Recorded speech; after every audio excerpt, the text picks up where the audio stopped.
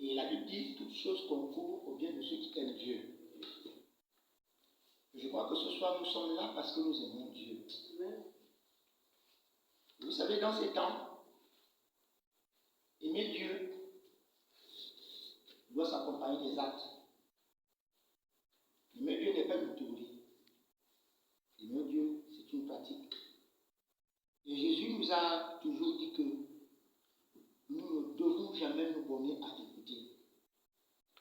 Nous devons aller au-delà de l'écoute pour mettre en pratique les commandements de Dieu.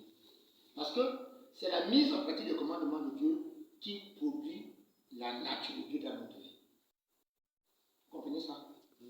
C'est la parole de Dieu que nous mettons en pratique qui produit, qui crée en nous la nature de Dieu.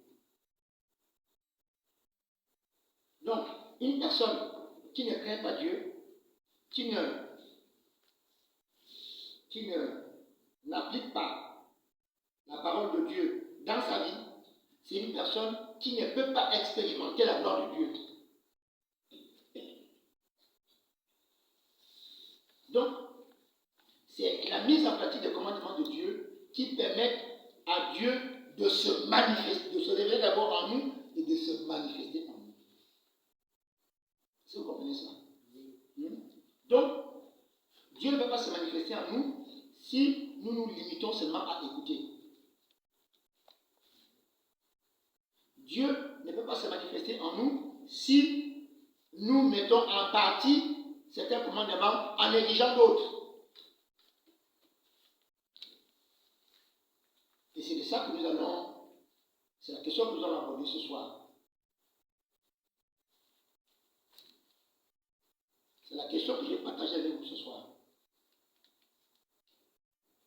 Alors, nous allons d'abord lire un premier passage pour faire le lien entre ce que nous faisons ici à l'église et ce que nous continuons à faire. Nous lirons un passage dans le livre de Galates chapitre 5, à partir du verset 22 jusqu'au verset 25. Mais le fruit de l'esprit, c'est l'amour. Mais le fruit de l'esprit, c'est l'amour. La joie, la paix, la patience, la bonté, la bénignité, la fidélité, la douceur, la tempérance. La loi n'est pas contre ces choses.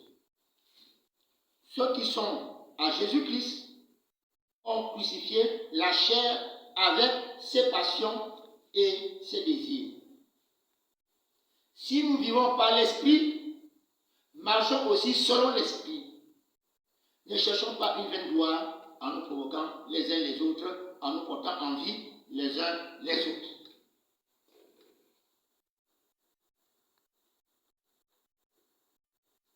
Nous sommes là au cœur des objectifs de Dieu pour notre vie.